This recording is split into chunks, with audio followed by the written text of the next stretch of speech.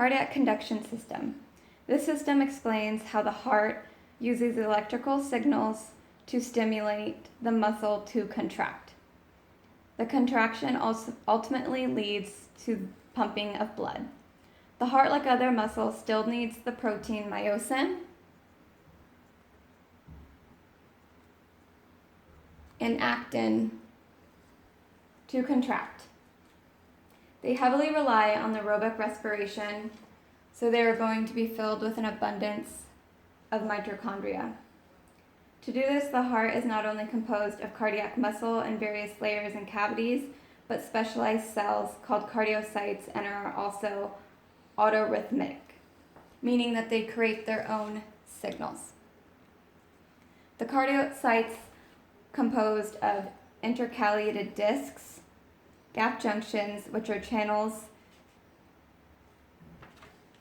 that have ions that are very active, leading to the cells being very well connected electrically.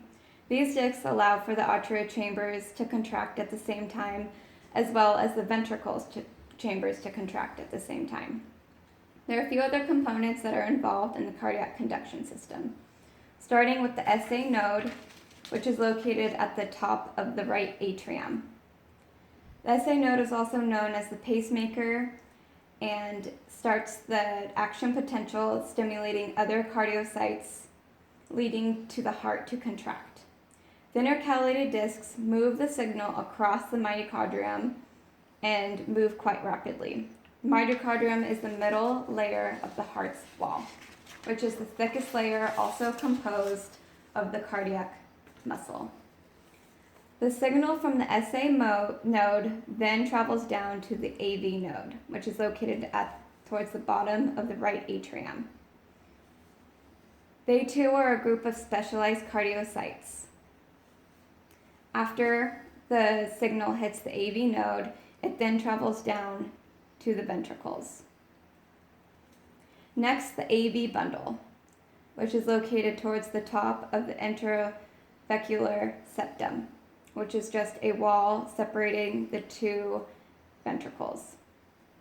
They begin to branch into the intraventricular septum.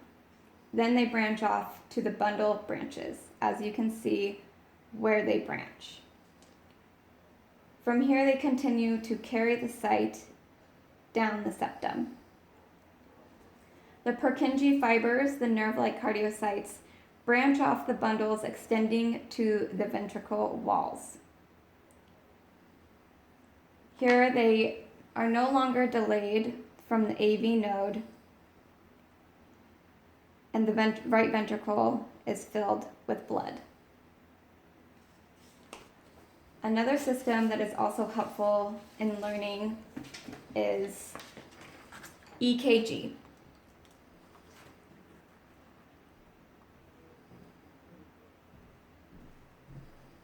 Or electrocardium. This measures the electrical activity of the heart. When a physician goes to monitor a patient's cardiac conduction, they are administering an EKG. By putting electrodes at various positions, the fluctuation of electricity is called a wave. The waves correspond to electricity across the myocardium. Systole.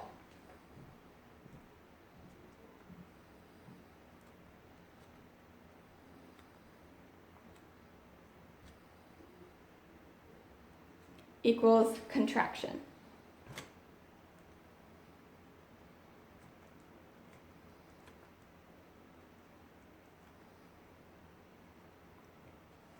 Diastole equals relaxation.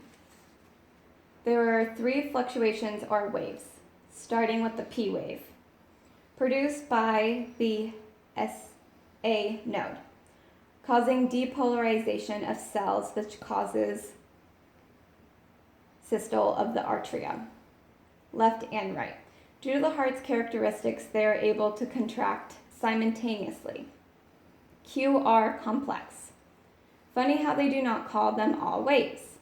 Anyways, this happens when the AV node sends its signal to the ventricles, causing depolarization leading to systole of the ventricles. All the while, the atrials are repolarizing or relaxing, diastole.